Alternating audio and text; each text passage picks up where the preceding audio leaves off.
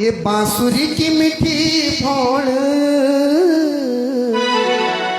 सोनी होली जब तोन का मन माँ कुछ गई लगी सभी गोपी घर बटी भगिन वो लाटी काली वे गिनी बोलो वे क्यों हम सभी। उसका नाम है एक खराबी, वो दिन भर नैन चलाता है, बैठे बैठे मुस्काता और आंखों को मटकाता है।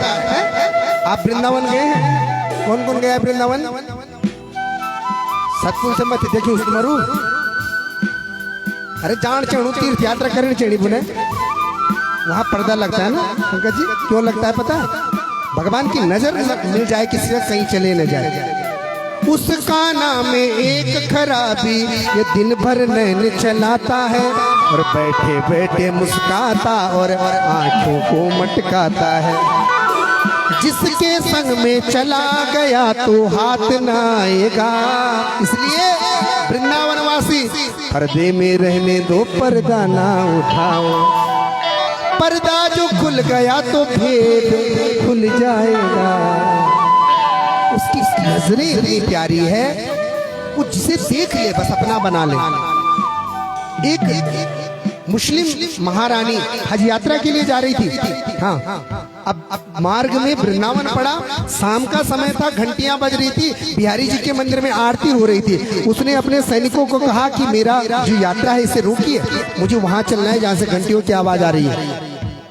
उसके सैनिकों ने कहा कि देख मदालशा, उसका ताज बीबी उसका नाम था। उससे कहा कि देख ताज बीबी, ये उचित नहीं है, तेरी यात्रा हज यात्रा तक है, हमारा भगवान कोई और है, हमारा खुदा कोई और है, ये हिंदुओं का छोटा खुदा है जहाँ से घंटियां बज रही है। उसने कहा देखो मैं रानी हूँ, अगर मुझे ले जाना है तो पहले हिंदू के छोटे खुदा के पास ले जाओ। अब सैनिक क्या ना करते, रानी की आज्ञा है। रानी का जो काफिला था वो बढ़ चुका है कहाँ, वृंदावन की ओर। हाँ, बिहारी जी के आंगन में जैसे वो ताज बीबी गई है, पर्दा लगा है। जो गुसाई जी हैं, जो पर्दा लगा रहे हैं, जो पंडित जी हैं, उन्होंने जैसे पर्दा हटाया, ताज बीबी ने जैसे बिहारी जी के नजरों से नजर मिलाई है, आहा, नजरें चार हुई, भूल गई। अब जो ताज बीबी की सहेली है उसका नाम है मुगलानी। उसने कहा ताज बीबी बहुत देर हो गई है, अब चल हमें बड़े खुदा से मिलना है। ये हिंदू का खुदा तूने देख लिया, ये छोटा खुदा है। आंखों से अश्रु गिरने लग गए हैं। उसने कहा मुगलानी अब तुम चले जाओ, मैं नहीं आऊंगी। क्यों? क्योंकि इस सलिया ने मुझे अपना बना दिया है, अब मैं नहीं आऊंगी। और बोल पड़ी, देख मुगलानी, राजा चाहे मुझे मृत्यु दंड दे दे, लेकिन मैं अब वापस नहीं आऊंगी, न मैं हज यात्रा में जाऊंगी। और बोल उठी, हे मुगलानी सुन ले मेरी कहानी, हूँ तो मैं मुसलमानी, लेकिन अब हिंदुवानी रहूंगी मैं, अब हिंदुवानी रहूंगी। इतना प्रेम, इतना आकर्षण इस कन्या में। सुखदेव जी कहते हैं राजा परीक्षित, भगवान ने वत्सासुर का उद्धार किया। एक बछड़ा बन करके गायों के बीच में मिला, भगवान ने बलराम जी के द्वारा उसका उद्धार कर दिया। एक वकासुर का उद्धार किया, पूतना का भाई है वकासुर। ये जल पी रहा था जमुना जी के तट पर। भगवान को श्रीदामा ने कहा कि देखो ये राक्षस है, बकासुर बन के आया है। भगवान ने इसके चोंच पे पांव रखा और दूसरे हाथ से इसके दो बीच से ही चीर दिया है, दो भाग कर दिए हैं, बकासुर का उद्धार कर दिया है। भगवान ने एक दिन अघासुर का भी उद्धार किया राजन। एक दिन की बात है, भगवान कंदुक खेलते खेलते जमुना जी में कूद पड़े। जमुना जी में रहता था कालिया नाग। कालिया नाग की पत्नियां जगी है और कालिया नाग ने सो रखा है। कालिया नाग ने जब भगवान को देखा तो बोल उठी, कौन है भाई ये बालक? बोल रही है, इतना सुंदर इतना सुकोमल बालक कौन है ये? कौन दिशा से आयो रे बालक, कौन तुम्हारा नाम है? तो कौन सखी के हो तुम पुत्र, कहाँ तुम्हारा गांव है? भगवान ने कालिया नाग की पत्नियों को जवाब दिया, पूरब दिशा से आया हूँ नागिन, वृंदावन मेरा गांव है। नंद बाबा यशोदा को नोनू और कृष्ण मेरा नाम है। अब गोपिकाएं जो नागिन पत्नियां हैं, नाग की पत्नियां, वो कह रही है सुनो, अरे चले जाओ, अगर तुम यहाँ रहे तो हमारा पति जाग जाएगा और उसने देख लिया तो तुम्हें खा जाएगा, इसलिए चले जाओ। ले ले पालक गलहाल माला और 1.25 लाख की चूड़ियां, पत से देते हूँ मैं चुपके, ले जा इनको दूरियां। तो हमसे हमारे गले का हार ले जा, आभूषण ले जा, लेकिन बाबा चल जा। अब भगवान जी बना चे, अच्छा ये कमजोर समझना चाहो तुम नहीं। भगवान बोल उठे, नागिन ना चाहिए मुझे गलहार माला और 1.25 लाख की चूड़ियां, इतनी महंगी चूड़ियों का क्या करूंगा, फिर आए काय के लिए हो। क्या भगवान जी के बना चे ना, मेरी माँ यशोदा जब छाछ के चल दे तो जो ठाकुर पर वो पर्य पर जो रस रेन वो बार बार टूट जान। फिर ना चाहिए मुझे गलहार माला और 1.25 लाख की चूड़ियां, तेरे नाग की माता यशोदा छाछ छावली, तेरे नाग की करुल में डोरियां। नाग पत्नियां भगवान से बात कर रही थी, इतने में नाग जाग गया। भगवान उछले और नाग के फन के ऊपर ताता थैया करके नृत्य करने लगे।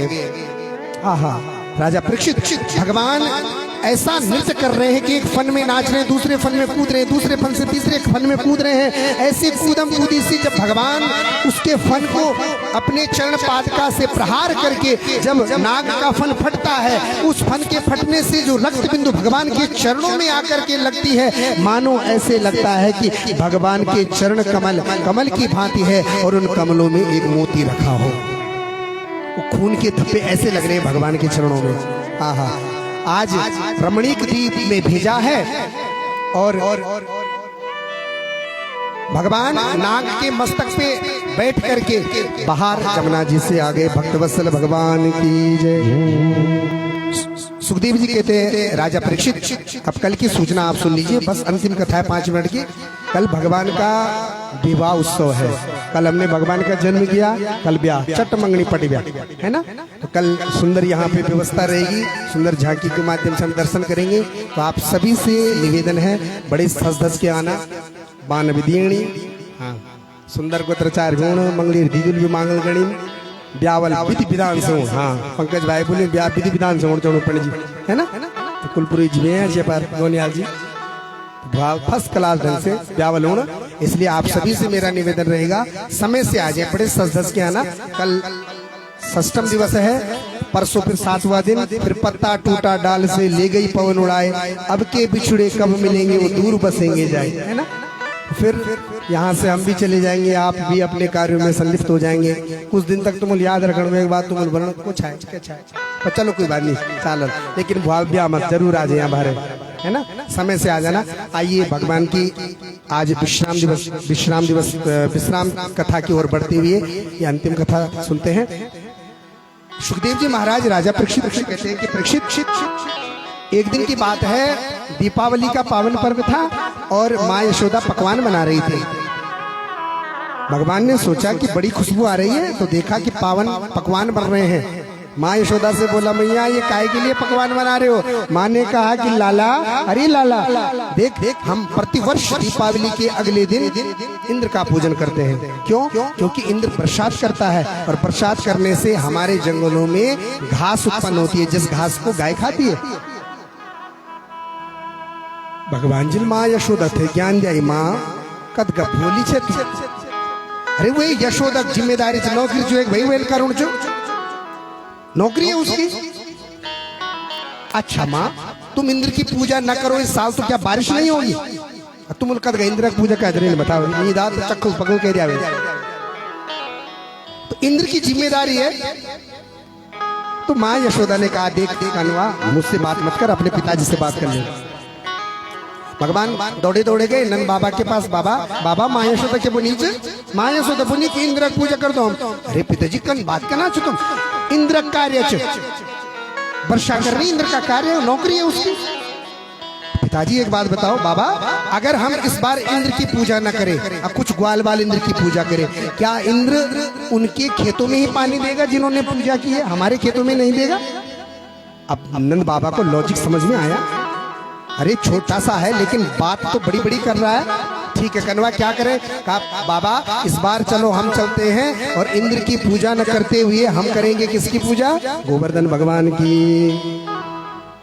सब ग्वाल बाल मान गए। आज सब लोग कहाँ पहुंचे हैं? सब ग्वाल बाल पहुंचे हैं गिरि गोवर्धन की पावन तट पर और गोवर्धन भगवान का पूजन कर रहे हैं। मानसी गंगा से भगवान को स्नान करा दिया, भोग लगा रहे, 56 भोग गिरि गोवर्धन को लगा रहे हैं। और जैसे ही गिरि गोवर्धन को 56 भोग लगाए हैं, एक स्वरूप में भगवान बैठे हैं, भोजन पा रहे हैं, एक स्वरूप में भगवान खुद भोग लगा रहे हैं। श्री दामा मधुमंगल बोल रहा है, देख देख देख, अरे जो ये गोवर्धन की छवि है ये हमारे कनवा से मिल रही है। भगवान बोले अरे ठीक है, ये गोवर्धन को भोग भी उसी गाय का लग रहा है ना जिस गाय का दूध हम पीते, शकल तो मिलेगी। हाँ, इतने देर में राजन वहां इंद्र को पता चला कि आज वृंदावन वासियों ने मेरा पूजन बंद कर दिया है। सामवर्तक नामक बादलों को भेजा है और कहा जितनी बरसात कर सकते हो सब बरसात कर दीजिए। खूब मेघ उमड़ करके आ रहे हैं, बरसात हो रही है। अब कन्हैया के ग्वाल बालों ने कहा कि कन्हैया हमुल फल निकारे के का यो हमुल अब खुणे हमुल सरदद मुंह ले दिया। क्या हुआ? अरे ये तो बरसात हो रही है, हम सब डूब के मर जाएंगे। भगवान ने कहा चिंता मत करो, जिस गोवर्धन के हमने पूजन किए वही गिरिराज भगवान हमें बचाएंगे। आप सब हाथ जोड़िए। हाथ जोड़े हैं सब ग्वाल बालों ने और भगवान ने अपने दाहिने हाथ की कनिष्ठिका उंगली के नख पे गिरिराज पर्वत को धारण कर दिया। आज भगवान का नाम पड़ गया गिरिराज धरण।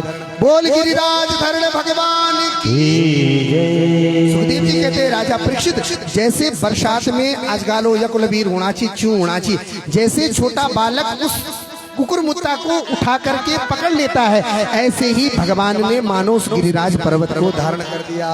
अपने ग्वाल बालों से कहा कि आइए इस पर्वत के नीचे आ जाइए। सब ग्वाल उस पर्वत के नीचे आ गए राजन, और भगवान ने उनकी रक्षा की। 7 दिन 7 कोस के पर्वत को 7 वर्ष के बालक भगवान ने 7 दिन तक उठा करके रखा। तो अभी भगवान को गिरिराज पर्वत को उठाते रहने दीजिए और आज की कथा यहीं पे विश्राम, क्योंकि दूर से भी लोग आए हैं उनको भी जाना है। मैं क्षमा प्रार्थी हूँ क्योंकि कोशिश करता हूँ कि समय से कथा विश्राम, लेकिन हरि अनंत हरि कथा अनंता। तो कल की कथा में आप सादर आमंत्रित हैं। आप सभी आरती प्रसाद लेकर के अवश्य जाएं, सभी से मेरा निवेदन रहेगा। और कल की कथा श्रवण पान करने के लिए भगवान के कल गोपी गीत, युगल गीत, भ्रमर गीत आदि की कथा होगी। तो आप सभी वेणु गीत आदि की कथा होगी, तो आप सभी कल अवश्य पधारें। आइए भगवान का एक नाम संकीर्तन गा लेते हैं, उसके उपरांत फिर अपनी वाणी को विराम दे करके आज की कथा को विश्राम देंगे। बोल कृष्ण कन्हैया लाल की जय। ओ गोकुल का काना हो मेरा मन बसना, जू का फुटा पटाएगी आंख बंद कर चुपचाप खड़ा हो जाओ। ये गोकुल का काना, सभी अपने सामने खड़े हो जाओ।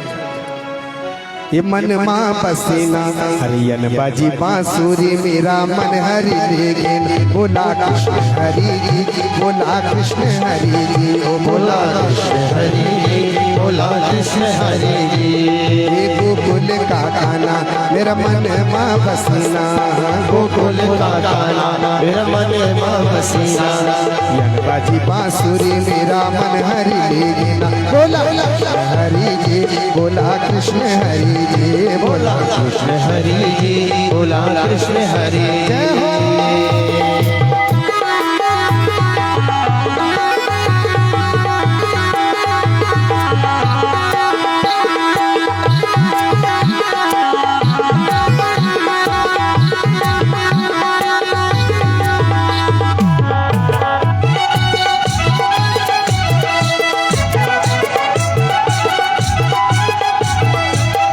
यशोदा को प्यारो फिर छल बली नारायणा, यशोदा को प्यारो फिर छल बली नारायणा, ये नंद को दुलारो फिर छल बली नारायणा, नंद को दुलारो फिर छल बली नारायणा, बाली उम्र माँ का नाच नचेगे ना, बाली उम्र माँ का नाच नचेगे ना, अरे यह बजी बांसुरी मेरा मन हरि लेगे ना, बोला हरि जी बोला कृष्ण हरि जी, बोला हरि जी बोला कृष्ण हरि जी, बोला कृष्ण हरि जी, बोला कृष्ण हरि जी, बोला कृष्ण हरि जी बोला कृष्ण हरि जी।